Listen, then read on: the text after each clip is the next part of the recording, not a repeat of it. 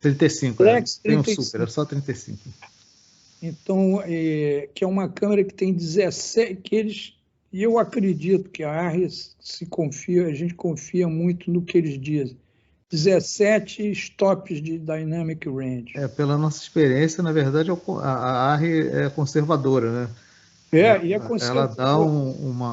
Ela dá as especificações, mas ela sempre é bem conservadora. Então, se bobear, até ela tem mais, né? Eu acredito que sim. Ainda mais, eu não me lembro a profundidade de cor, o que era, eu não me lembro ter visto. Quantos bits? Ela trabalha com a RAW, né? É uma loucura. Eu acho que ela deve trabalhar com 16 bits, se eu não me engano. Né? Eu acho que é 16 bits, que até então era só ou 14, alguma coisa assim. A F55, a F65 tem 16 bits, né? Ela com certeza deve ter. Eu também acho. Também não lembro dessa especificação, não. Mas Oi? Oi, estão ouvindo? Tá quebrando agora um pouquinho, ué. Estão ouvindo ou não? Agora sim. É que eu saí de casa. Não, então, a câmera, ela tem... a Alexa antiga, elas são 12 bits lineares, que corresponde a... 12 bits logarítmicos, que corresponde a 16 bits lineares. Então, às vezes o pessoal fala em bits e fala, a Alexa tem 12, a Sony tem 16. Mas a Sony, pelo que eu saiba, costuma falar em linear. E a ARRI costuma falar em logarítmico. Então, 12 bits lineares corresponde a 16 bits logarítmicos, que é igual da Sony. A nova câmera tem 13 bits logarítmicos, que corresponde a 18 bits lineares. Tá? Só para esclarecer essa questão. E é isso. Tem uns testes muito interessantes, eu acho que chama CineD, né? CineD, que eles fazem uns testes de latitude, que é muito interessante. Até tem que vocês estavam falando da ARRI ser conservadora até então, né? E com relação a números enfim, latitude. E lá tem um teste muito interessante, porque a Sony diz em 16 stops, né? E, na verdade, pelos testes da CineD, tem 13. E a ARRI diz 14,5 e eles falam em 14. Né? Então, eles falam lá que é bem aproximado com o que a ARRI diz, com o que é o real. Então, muito. E, na verdade, 17 stops deve ser realmente uma verdade, pelas imagens que já foram criadas e tudo mais, foram feitas. E 2 stops e meio a mais, ou que seja 2 stops a mais, já é bastante coisa, né? É muita coisa. É uma loucura, né?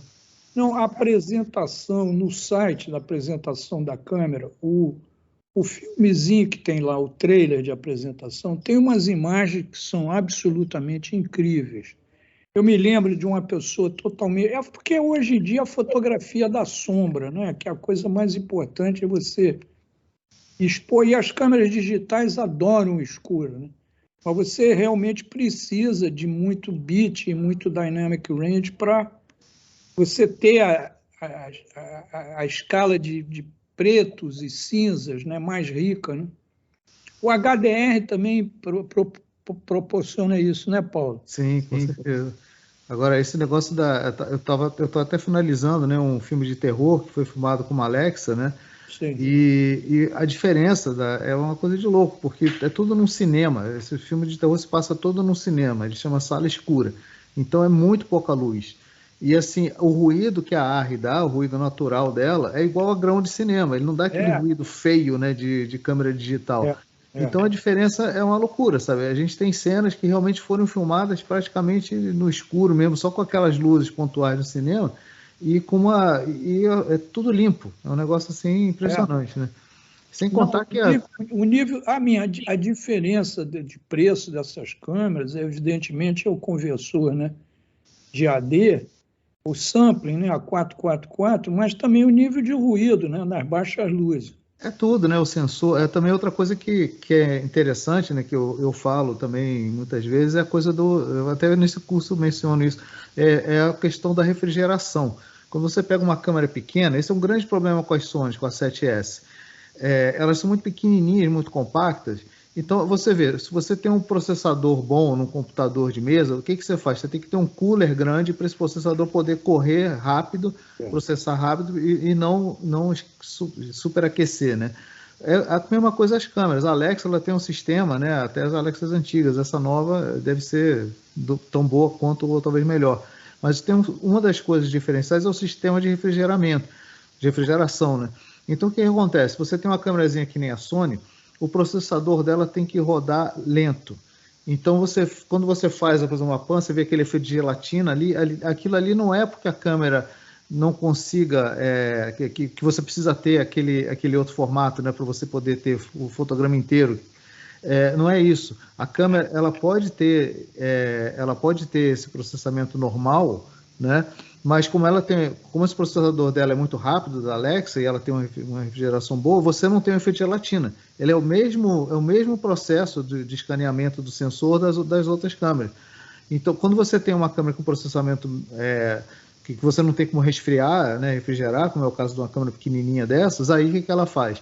O processador tem que ser mais lento, você passa a ter esse efeito de gelatina e outras coisas que o processamento mais rápido também te dá uma qualidade melhor. Por exemplo, se você vai sair da câmera em ProRes, você tendo um processamento melhor, mais rápido, você vai ter uma qualidade do ProRes bem melhor do que se você fizer numa câmera menor que não tem como processar tão rápido, o ProRes já vai ficar um pouquinho pior. Então, isso também é um fator muito importante. Essas câmeras custam mais caras também por causa né, o Afonso sabe muito bem disso, né? Você pega uma Alexa, você pode começar filmando lá no Himalaia, descer e ir para o deserto, que ela não vai mudar em nada, né? Não vai dar problema nenhum, né? Tudo isso é engenharia que custa caro também, né? Não, e a coisa da amostragem também, né? Essa coisa de 420, 444, as pessoas só começam a entender quando você vai filmar no escuro, né? Porque uma coisa é você virar uma câmera de uma zona mais clara, digamos, e virar para o negro, entende? Aí você vê a diferença de uma câmera para outra. Sim, é verdade. Porque para você, quando vira uma câmera boa, uma câmera com 444 ou com tantos bits, né, como você ensina, você vira e a coisa fica preta. Outra coisa é quando você vira e você vê uma árvore de Natal de artefatos e ruídos, porque as câmeras despencam, né? Quer dizer, a câmera... eu acho que é muito a natureza do teu curso, né? Que você ensina isso, é o problema dos estresses, né? Essa coisa também do 8-bit, né? Que quando o 8-bit você joga fora uma parte das cores para você poder encaixar em 8-bit. E a câmera ela calcula a paleta de cor baseada no que ela vai poder processar de melhor. Ela joga fora as outras cores. Então, se você pega, como o Afonso estava falando, você está com a câmera apontada para o negócio, você passa para o outro lado, não é só não deteriora só a qualidade da imagem, mas as cores mudam. Às vezes a tua sombra fica azulada, às vezes, porque ela vai ter que jogar fora um monte de cor ali e vai pegar o azul e acaba influenciando. Então, tudo isso é parte do processamento que justamente eu cubro no curso para a gente... mas é importante saber, né? Porque não adianta você também falar de um workflow digamos, ideal, porque a gente sabe qual é o workflow ideal, mas se você não sabe a origem, porque um dos problemas é a origem da imagem, não é isso? Sim, e aí isso é que você cobre muito bem, eu aprendi muito com você.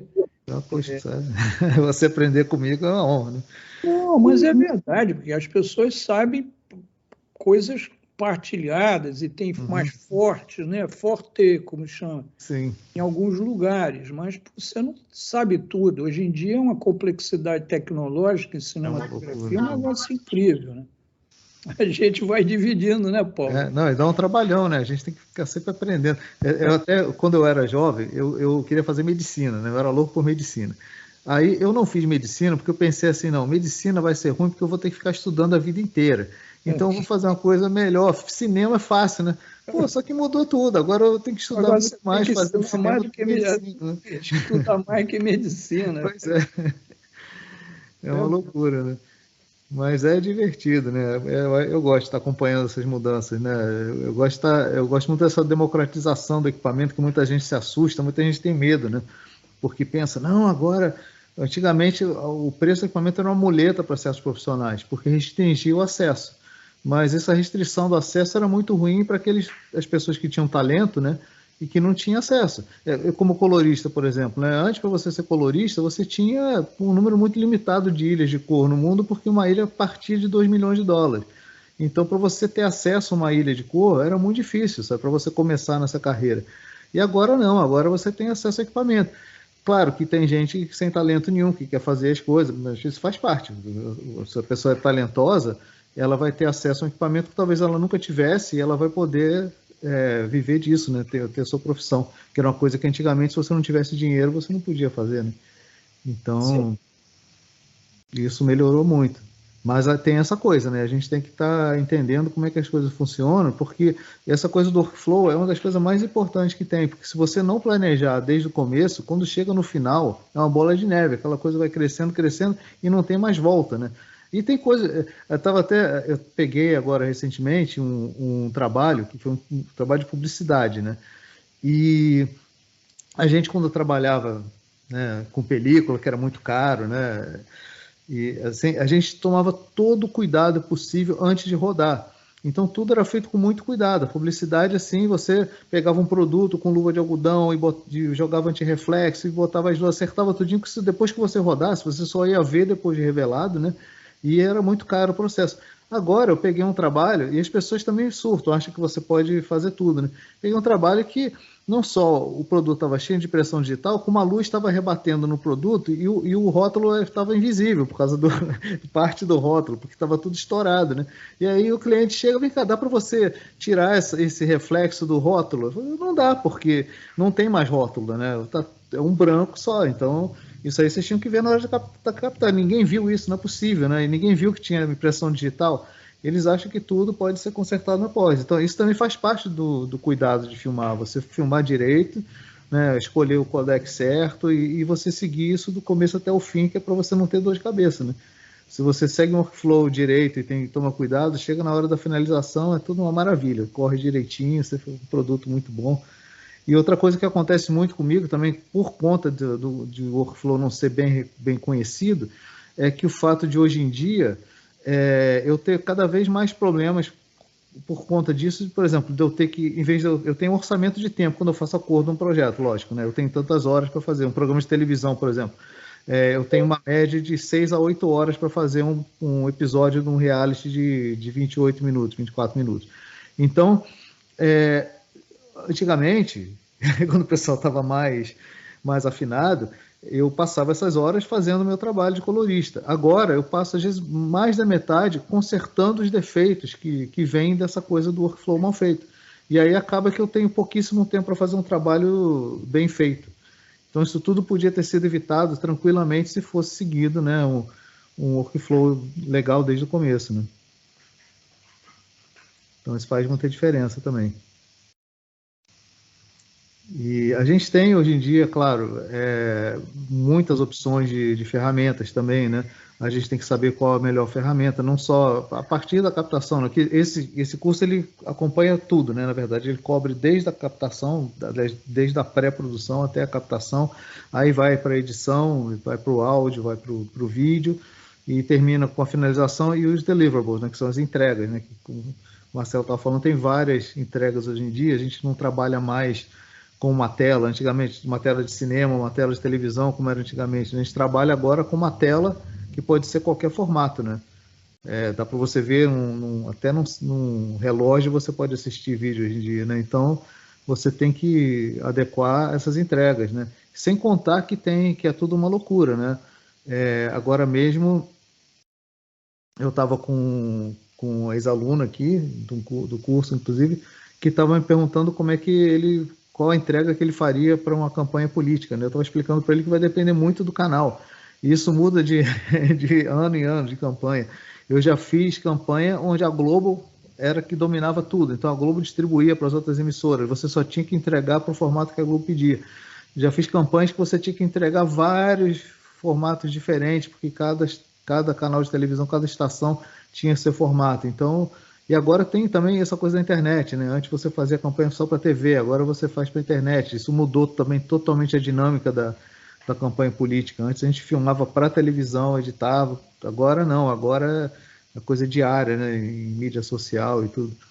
Exato, eu acabei de passar por uma situação aqui como essa, assim, a gente orçou um projeto aqui que, enfim, muitas vezes os clientes desconhecem bastante também o que vão precisar, né? Então você tem que dar algum tipo de assessoria já anterior, né? Até para não perder tanto tempo fazendo uma proposta, né? Porque Sim. as coisas vão e voltam, né? Eles não sabem qual é a entrega, muitas vezes, né? Nas agências de comunicação e nas agências de publicidade, eles desconhecem. Então, você praticamente tem que fazer um trabalho de consultoria antes para se saber exatamente o que vão ser as entregas. E eles têm muita dificuldade de entender que isso impacta também no tempo do projeto, né?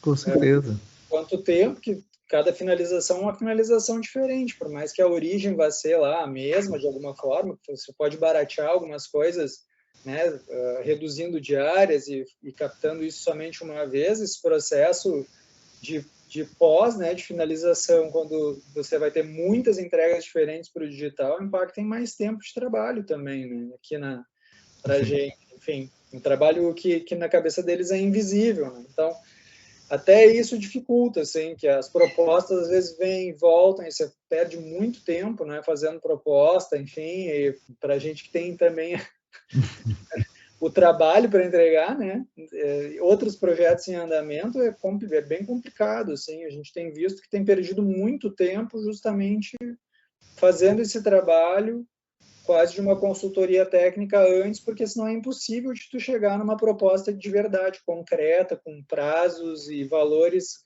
reais, né, para as pessoas, assim. Enfim, só um anexo aí ao teu papo, né, eu já tinha visto a grade, né, o currículo do curso, bem, acho que está muito bem, assim, para mim, que estou entrando nesse universo que, como eu estava falando antes para o Afonso, assim, né, eu trabalhava com uma tecnologia muito menos robusta do que a que eu estou trabalhando agora, né, e, claro, de alguma maneira a gente planejou isso, eu planejei isso, mas é um outro universo. Então, estou buscando esse curso justamente, falei para o Afonso, né, aqui no Rio Grande do Sul, né, em Porto Alegre, onde eu estou, assim, tem muita gente qualificada, muito bons diretores de fotografia, que já fiz curso com eles e tal, mas não tem nada assim muito técnico nessa parte justamente de tratamento de imagem, de finalização, de tratamento de cor. Isso, eu inclusive estava procurando coisas fora, assim, para fazer, né, cursos, enfim, de coloristas de fora, porque que eu não conhecia. Eu comecei a conhecer esse aqui meio que, né, foi navegando, acabei encontrando, assim, ele me encontrou, né, o patrocínio me encontrou, e aí, cara, na hora eu já... Depois eu tenho um curso, né, que eu vou dar depois, que se chama Dominando a Cor, né, que é mais para frente, que justamente cobre já essa parte de trabalhar com a cor, né, aí já é uma coisa mais específica, né, desse trabalho de colorista e tudo, também entender como é que funciona também as cores no geral e tudo. Mas é muito complexo hoje em dia mesmo, porque até mesmo em vídeo, até em digital, alguns anos atrás, você filmava em Rec 709, pronto, editava e mandava ver, né? Não tinha toda essa complexidade. A gente consegue uma qualidade agora absurda, né? Qualquer pessoa consegue fazer uma coisa hoje em dia com qualidade cinematográfica, né? Mas dá trabalho, né? Quer dizer, não é uma coisa tão simples assim. E essa coisa também da gente manter que esse curso, que é a coisa básica, que é o workflow, é muito importante, justamente para a gente poder ter menos dor de cabeça possível, né, nesse trabalho. Paulo, me diz uma coisa, assim, a gente não vai entrar em cor nesse curso, então, é isso? Eu vou falar um pouco, né, eu vou explicar um pouco, assim, de espaços de cor, essas coisas todas, eu vou falar um pouco, essa coisa do 8 bits, 10 bits, a gente não vai entrar, eu vou falar sobre o trabalho de finalização de cor, assim, também por alto, mas não é um curso específico, assim, que vai cobrir, porque já cobre muita coisa, né? Esse curso sim, tem claro. matéria que não acaba mais, né? Mas a parte da cor, se você quer aprofundar isso, aí você pode depois, se quiser, fazer esse outro curso, porque aí você já vai ter já vai ser uma coisa bem mais direcionada, né? E esse outro curso tem 2 módulos, né? Tem um módulo teórico, quer dizer, não é só teórico, na verdade, é um módulo que a gente faz aqui virtual, e tem um módulo presencial, que aí a gente se encontra lá na BC Curso de Cinema, que são mais 12 horas, que aí a gente vai trabalhar mesmo lá ao vivo no material, que é bem interessante, né? A gente teve alunos que vieram de outros estados mesmo para fazer e gostaram bastante, né? Porque não é toda hora que você tem a oportunidade, né, de sentar com um colorista experiente e ver ele trabalhando, né? Sim. Legal. Mas, então, deixa eu pegar aqui as minhas telas aqui.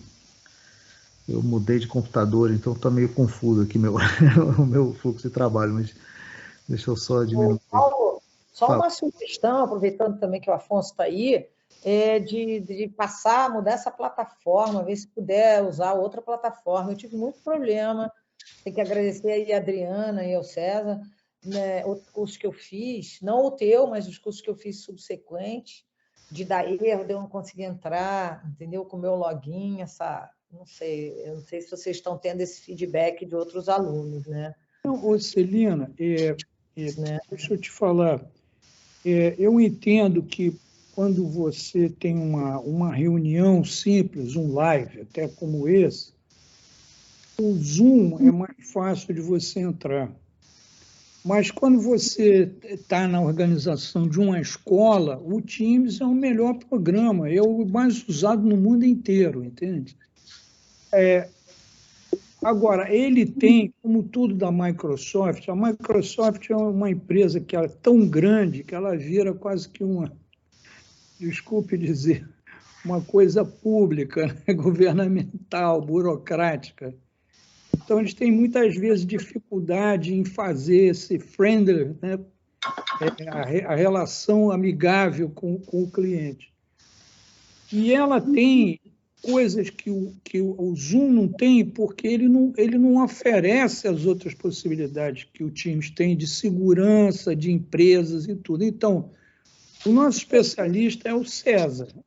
Foi ele que fundou e tal. Se você precisar de alguma coisa, ajuda sempre com o César. E nós temos agora uma pessoa da Microsoft do Brasil que se prontifica a isso. Mas o conflito maior é se você já tem uma conta do Teams com um outro trabalho, entende? Porque, por exemplo, se você te usar Teams na Católica e você quiser usar a mesma coisa, bimba, tem conflito, é verdade. Se você tiver uma conta Teams empresarial, aí sim que é o problema, porque o Teams ele é tão automático que ele tenta entrar naquela conta, você está entendendo? Talvez seja o seu caso, você usa o Teams em algum outro lugar, não? Eu uso o Teams. Cada e-mail, cada curso que eu faço, eu crio um novo e-mail para poder usar. Você pode usar o mesmo e-mail, né? Cada curso que eu faça na BC... Mas isso... também, além disso, tem isso, né? Mas você tem que atrapalhar aí o Paulo. Não, mas isso aí tem que ver com essa conversa, porque isso tudo esses encontros são para isso, inclusive, eu agradeço a tua colocação. Mas não se pode trocar de plataforma no seguinte, porque o Teams ele faz isso para proteção das próprias contas, entendeu? Porque não é uma coisa eventual como o Zoom. O Zoom é uma plataforma de eventualidade, de você entrar no encontro e sair. Mas ele não organiza uma sala de aula, ele não tem escaninho para você deixar exemplos, as aulas gravadas. O Zoom você não pode deixar uma aula gravada e a pessoa voltar lá, entendeu? Aqui você dá um curso e se você perder uma aula, você pode entrar na tua turma e ver a aula gravada, você pode deixar um trabalho de casa, você pode deixar um vídeo, entendeu? Não é a melhor plataforma, agora tem dificuldades, como tudo na vida. Mas obrigado, Celina, por mencionar. Desculpe, Paulo. Não, imagina que isso faz parte mesmo. Eu vou até desligar. Eu já consegui me organizar aqui. Deixa eu... Então, foi bom ela entrar, que deu tempo para você. Do computador novo. O Paulo está com o M1 Max, então ele agora está com tudo. E olha a imagem dele, como ficou. A tua câmera está... Pô, essa câmera desse MacBook está incrível, né? É. Ela está incrível mesmo. Pô, agora tem que configurar. Pô, para mim, Mac novo é um saco. A gente tem que autorizar tudo aqui.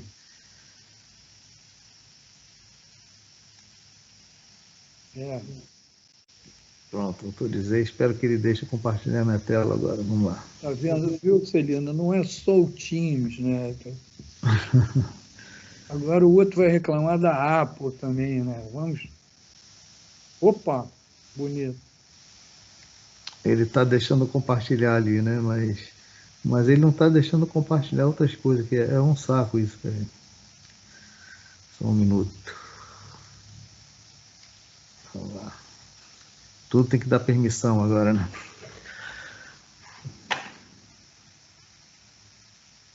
Assim, essas iOS novos, eles são muito seguros, eles querem...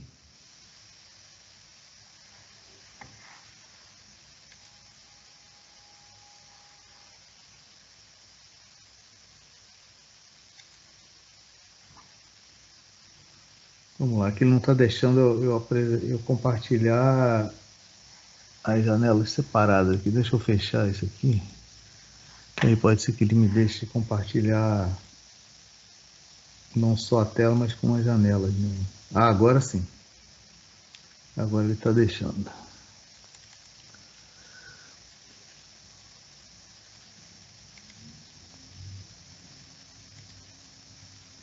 Então tá. Tá, compartilhou isso. Vocês estão vendo, né? Então esse curso aqui, ele é dividido na verdade, essa versão do curso eu vou dar um pouco diferente. Ele originalmente eu dava em 6 sessões de 2 horas, né?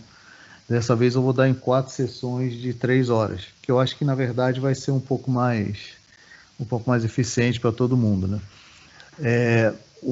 A primeira parte é uma olhada geral, né, no workflow digital moderno, né, que a gente fala da captação até os deliverables, né, que é uma olhada geral no todo o workflow do começo até o fim, que é importante a gente fazer essa observação geral, e depois a gente começa a dividir nessas 5 categorias aqui.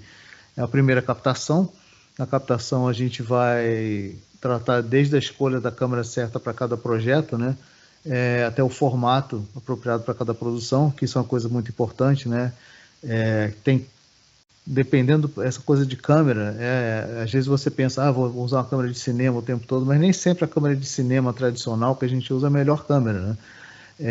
Eu tenho um cliente, por exemplo, que ele faz muito documentário e ele usa uma camcorder da Sony de 4K, e para o trabalho dele, ele faz documentários de longa-metragem maravilhosos, premiados no mundo inteiro, e ele consegue um workflow maravilhoso usando essa câmera, porque ele mete ela na mochila e ele pode ir para qualquer situação. Tem uma zoom legal, ótica lá, desenhada pelas Zeiss lá, um zoom de 12 vezes, quer dizer, ele tem desde uma grande angular até uma tele ali, sem ter que ficar trocando de lente. Então, para o tipo de trabalho dele, não tem coisa melhor do que essa câmera. E para muita gente que acaba usando uma câmera errada, né, para esse tipo de workflow, escolhe, por exemplo, uma 7S, uma câmera dessa seria muito melhor.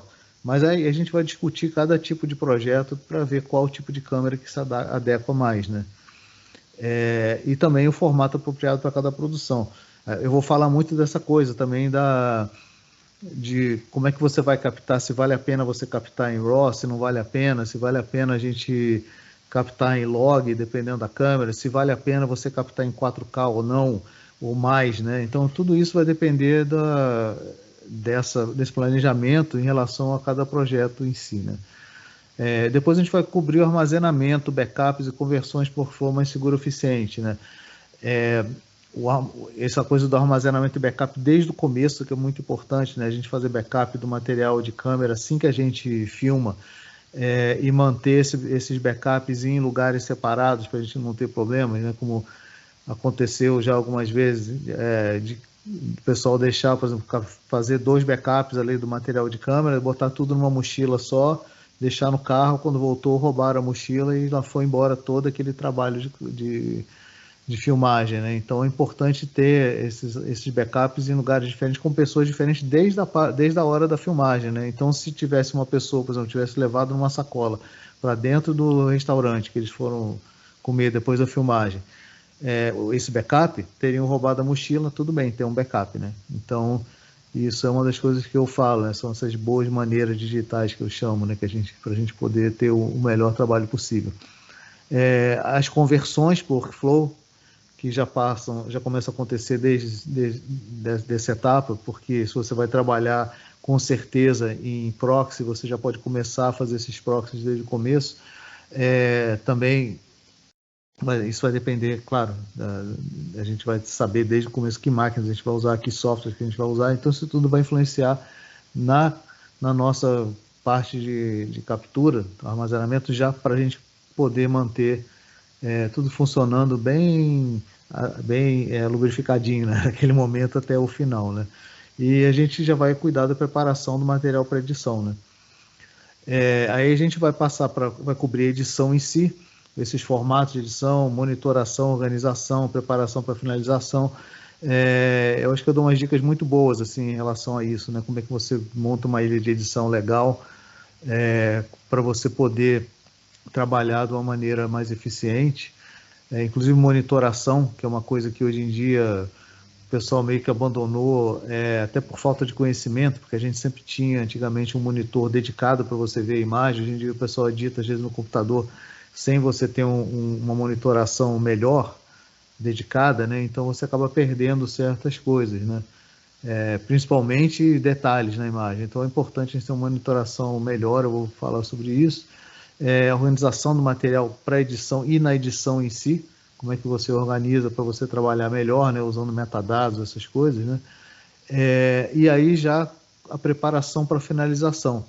Quer dizer, como é que você vai preparar esse material, porque a gente chama de conforme, né? Que você pegar o material que está num projeto, num software específico e passar para outro, ou não, dependendo do que você está usando, e para você também, novamente, não ter problemas na finalização. Eu vou, inclusive, falar de alguns problemas que acontecem na edição, até vou dar algumas dicas de como você evitar essas coisas, né? Como vocês evitarem essas coisas. Depois a gente vai cobrir a finalização da imagem de som. Quer dizer, então eu vou falar dos dois lados, né? Tanto da parte de cor e finalização colocando cartelas e efeitos, todas essas coisas que são necessárias, e a parte também do áudio, como é que a gente finaliza melhor o som para a gente depois juntar isso tudo, né? A gente vai cobrir também essa parte da finalização quando você junta, né, a imagem tratada, o som, e aí você vai dar as saídas, que é a próxima etapa, né, que você tem os deliverables, né, que são as entregas, e também eu vou falar da monitoração também depois da finalização ou durante a finalização, que é outra coisa importante, né? Como é que você tem uma monitoração para você avaliar como é que está o material final. É outra coisa que, às vezes, nesse workflow moderno, muita gente pula essa etapa e depois é um problema. As entregas, como eu já estava falando antes, hoje em dia são muito vastas, né? Vários tipos de entrega. Então, a gente vai cobrir justamente como você faz essas entregas, inclusive como você pode facilitar esse trabalho, em vez de você ter que refazer muita coisa, você aproveitar o que você já fez para você fazer entregas diferentes, né? E também a gente vai falar sobre como você prevenir a obsolescência. Nessa é uma parte que eu falo também muito, que é importante da gente manter sempre pegar o nosso material de arquivo, nosso material que a gente já fez, nossos trabalhos finalizados, e a gente está sempre convertendo isso para novos formatos, porque no nosso meio digital a obsolescência é muito rápida. E não é só no meio digital, isso começou até no analógico, não no cinema. Cinema, você pega um filme que foi filmado 100 anos atrás, coloca no projetor e ele está rodando, mas no eletrônico e no digital a coisa começa a ficar complicada, porque tem certas máquinas, por exemplo, Eu vou dar um exemplo assim do HDCAM, né, que era um deck da Sony que virou até o formato oficial aqui que a Cinemateca Brasileira pedia. E hoje em dia o HDCAM você não acha assim quase nenhuma máquina mais funcionando, né? Então, se você tem suas masters HDCAM e você nunca mais converteu para outro formato, você corre o risco de um dia nunca mais poder tocar. Ou então pagar uma fortuna em algum lugar do mundo para você achar uma máquina que rode. Então é importante a gente também estar pegando todo o nosso material que está finalizado e trocando ele de formato conforme as coisas vão evoluindo. Eu também vou falar assim sobre quais os formatos que realmente vale a pena trocar, porque o digital ele engana muito, né? A pessoa às vezes pega, acha que está fazendo uma coisa bem feita e não está. Tem o caso, por exemplo, de um documentário que eu fiz, que a pessoa que era o alvo do documentário, ela fazia muitos filmes domésticos, fazia tudo em Super 8. E Super 8 tem uma qualidade ótima se você pegar esse material e você escanear ele, né? Só que assim que surgiu o DVD, a família achou que, o Super 8 está obsoleto, vamos passar tudo para DVD. E eles fizeram aquelas conversões de DVD bem vagabundas, né? Que, tipo no Jornaleiro, que você leva o Super 8, faz uma conversão horrível, toda comprimida, e jogaram fora os filmes. Então, na hora que a gente foi fazer o documentário, não tinha mais esse material de qualidade e a gente teve que converter esse material. Quer dizer, eu tive que tentar restaurar o máximo possível, né? Coisas que já tinham perdido por causa da compressão. Então, isso foi um erro muito grande deles, né? De jogar fora esse material, né? Deixa eu compartilhar uma outra tela aqui, que também tem um pouco de mais detalhes sobre esse curso aqui, né?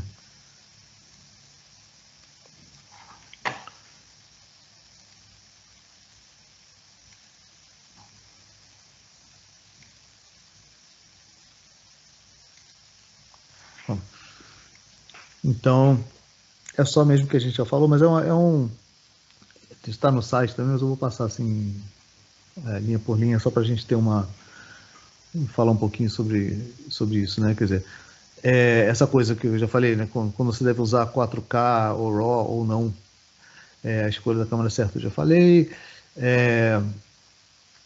Também eu falo dessa coisa da qualidade em si da câmera, né? Porque cada câmera tem um formato diferente, a gente tem que tomar cuidado com esses formatos também para a gente não perder qualidade de imagem e também não desperdiçar tempo na pós. Porque isso é uma coisa também que entra no orçamento, né? Como a gente estava falando, os orçamentos, eles são mais complicados hoje em dia porque a gente tem que levar em consideração que a gente vai ter que trabalhar na pós, e se o projeto não necessita de uma pós tão sofisticada, a gente pode minimizar esse tempo na produção em si, né?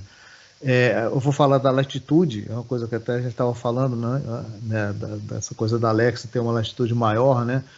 Por que a latitude é importante, como é que ela pode salvar uma produção, né? Como é que você, às vezes, por causa de ter uma câmera que tem uma latitude bem mais limitada, você perde tanta informação que você acaba prejudicando muito material. Então, eu vou explicar direitinho o que é a latitude, né? Para quem não está familiarizado, entender isso melhor, né? Eu vou falar sobre essa diferença entre log e Rec 709, quando é que a gente deve escolher um dos dois métodos de filmagem, 8 bits e 10 bits.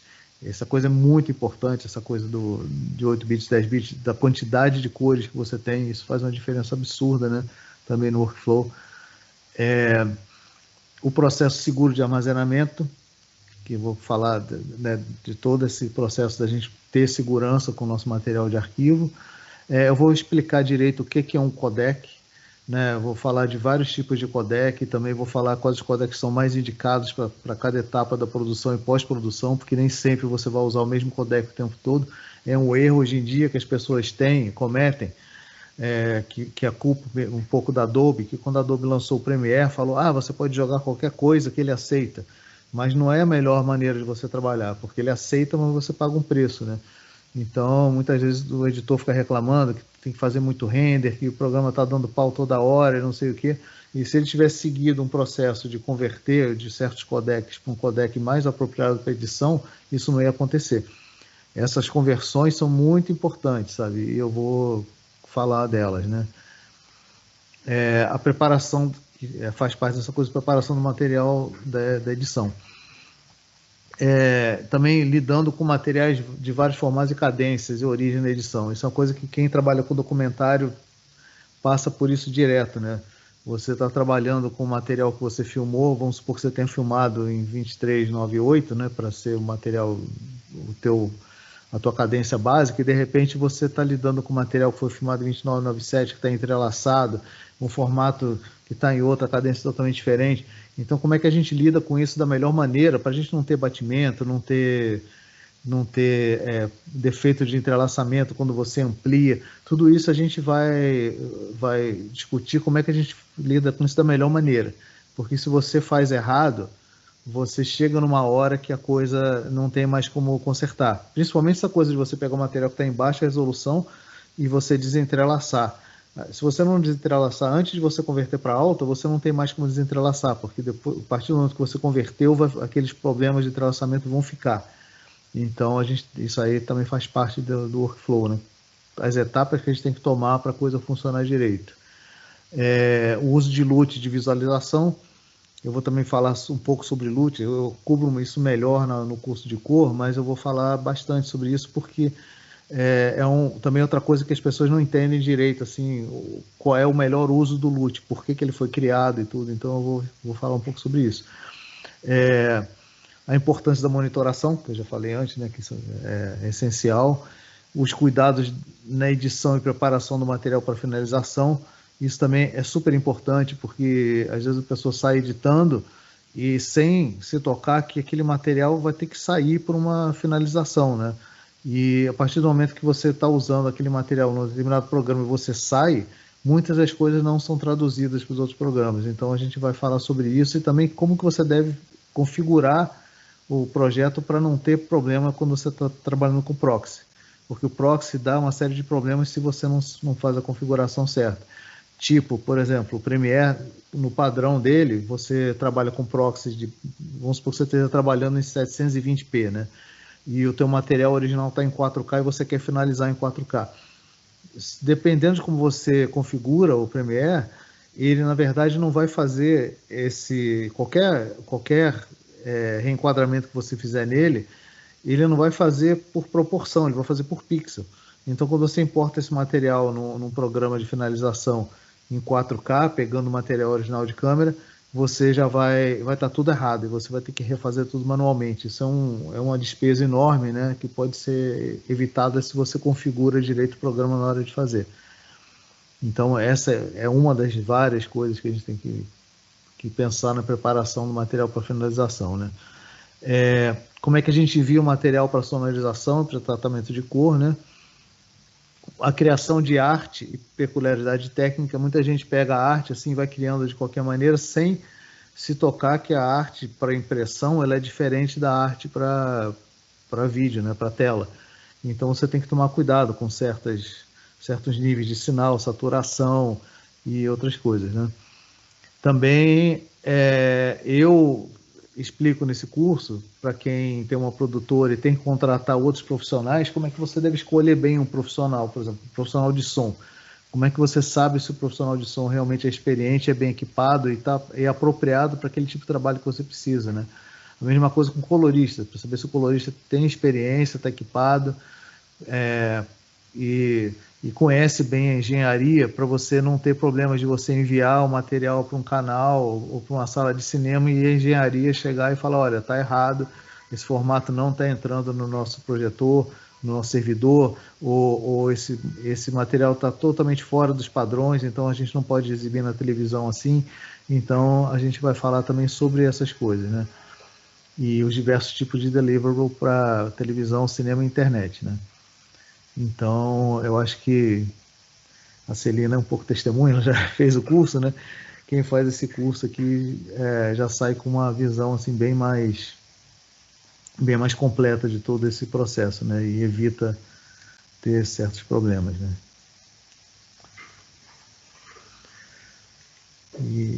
Então, é basicamente isso, né? Eu queria que vocês tivessem alguma pergunta para falar comigo aqui agora.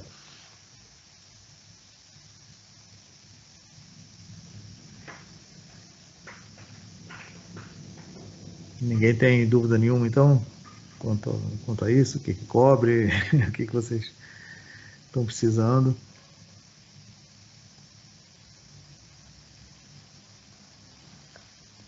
Ô, Paulo, já que aqui tem pergunta, eu vou perguntar uma coisa. É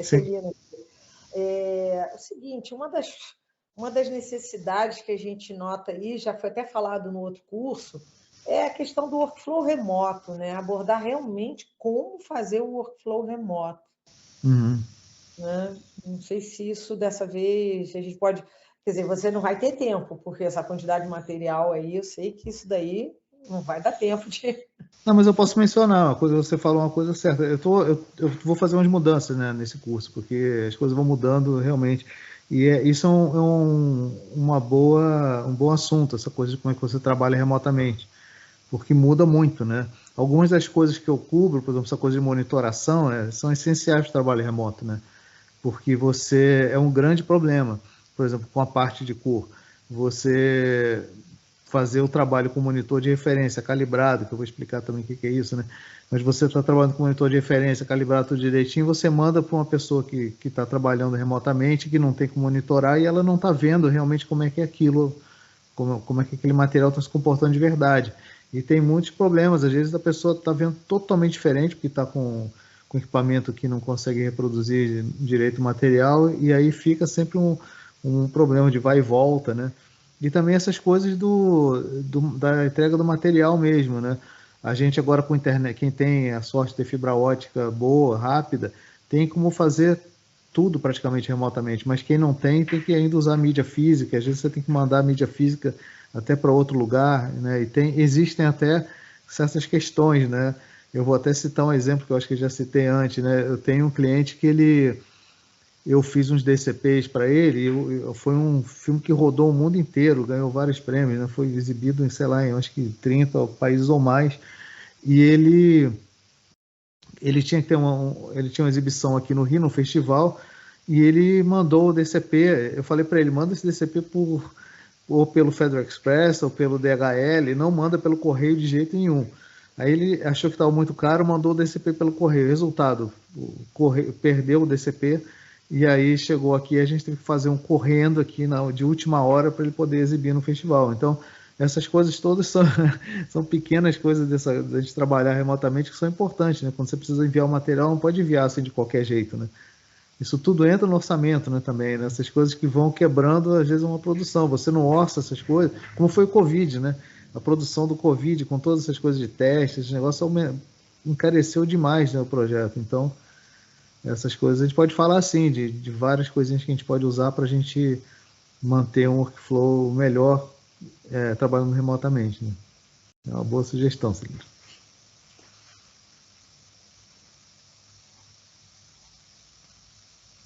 Então, Marcelo, você ia falar alguma coisa, não? Não, Paulo, eu já esclareci as dúvidas antes, eu entrei antes também, falei um pouco com o Afonso, contigo antes, aí eu estou bem esclarecido, aí vou fazer o curso, enfim, acho que vai ser bem massa para mim aqui, para minha necessidade aqui. Eu acho que você vai gostar, assim, todo mundo que faz esse curso gosta bastante, né? É um curso diferente, né? Não tem muito nada, assim, eu não vejo nada, pelo menos assim, não vi. Eu criei justamente por causa disso, por causa da dificuldade que eu estava vendo que as pessoas estavam tendo, né, com essa coisa do workflow, principalmente as produtoras que contratam os profissionais, porque às vezes, hoje em dia, acontece muito de uma produtora contratar, por exemplo, um profissional de captação de imagem, né, para fazer a captação de imagem. Eles contratam, às vezes, por um pacote, né? Então, contratam uma pessoa e a pessoa, às vezes, é ótima, ótimo profissional, mas o equipamento não é bom, ainda mais para aquele projeto. Então, você tem que saber diferenciar bastante, né?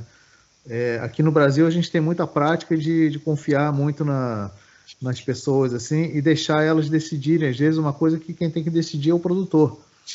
Então, eu vejo muito, por exemplo, eu morei muito tempo fora do Brasil, né? E às vezes você está fazendo um trabalho, por exemplo, em Hollywood, não é o câmera que vai, às vezes, decidir que ele vai usar a câmera dele, que ele tem, porque ele quer alugar aquela câmera, sabe? É a produtora que vai chegar e falar, não, você vai filmar com tal equipamento. A mesma coisa é programa de edição.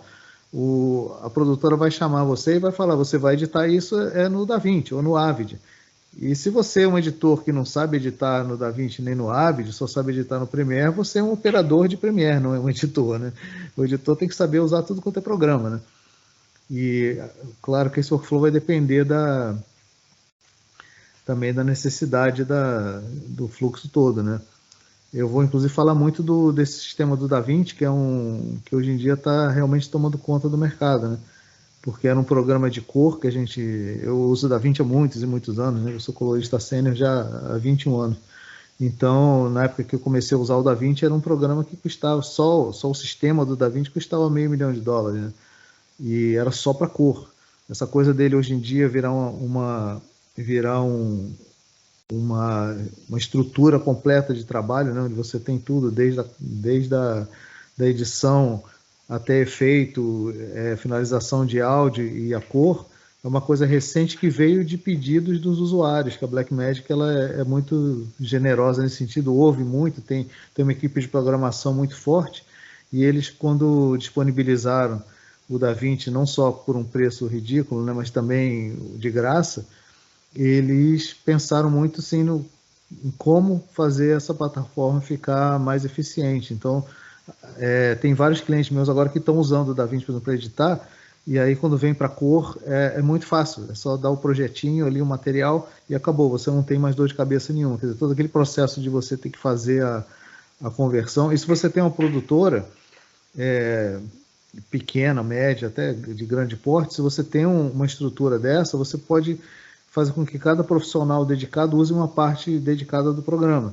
E aí você trabalha de uma maneira muito, muito versátil. Por exemplo, a O2 tem um workflow desse só de DaVinci, né? E tem vários outros produtores que tem. Então, se você está, por exemplo, editando no DaVinci e você o editor está editando, o colorista está fazendo a cor no DaVinci, a pessoa da mixagem de som está mixando no Fairlight, que está dentro do DaVinci,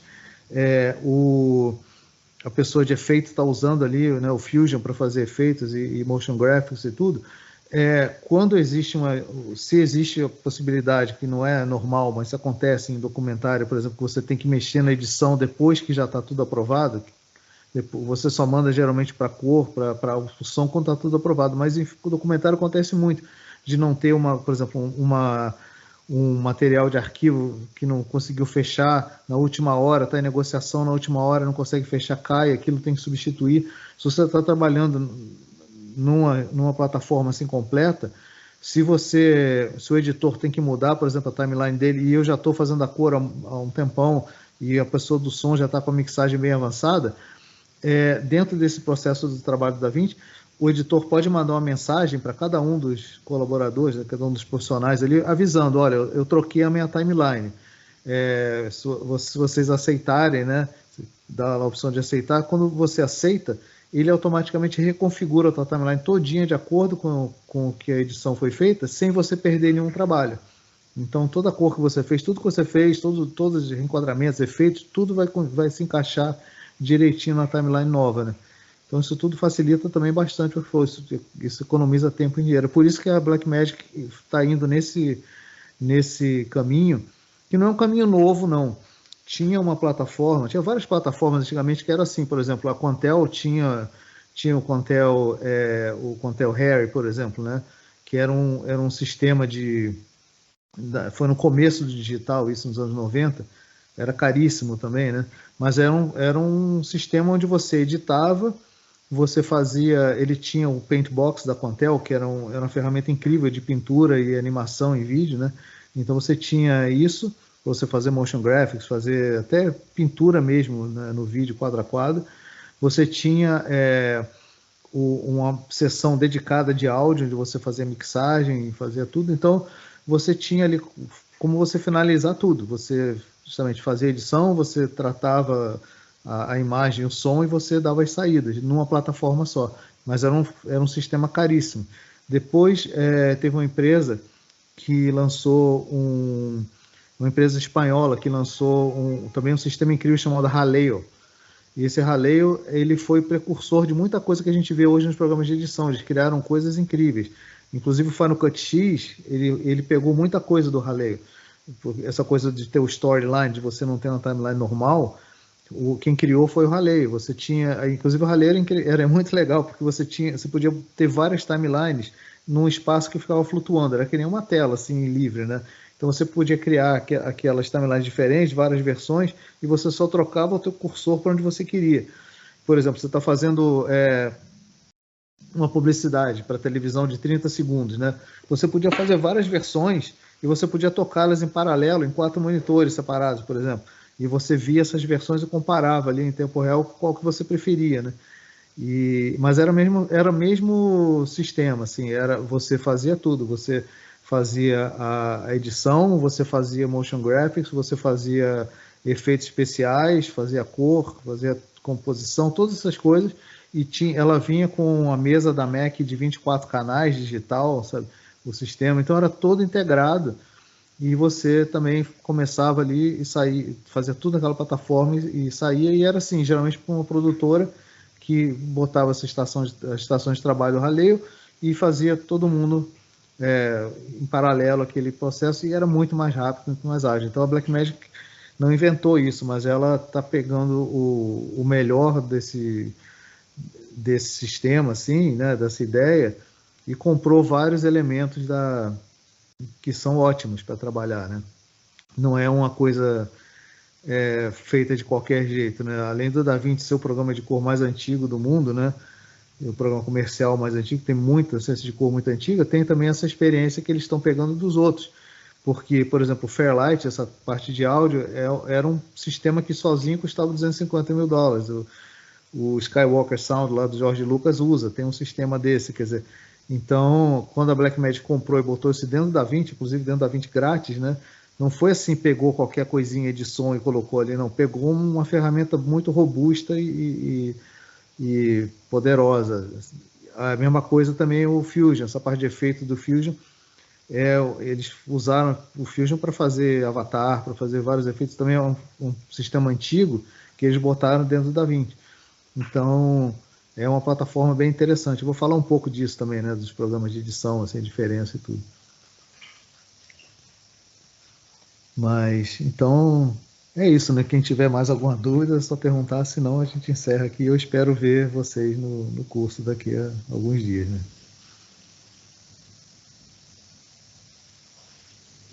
Começa terça que vem, não é isso? De 6 às 9, né? Sim, deixa eu fazer isso. Que é um horário que eu acho que é bom para todo mundo, né? Quem trabalha assim, em horário comercial já terminou e a gente faz isso.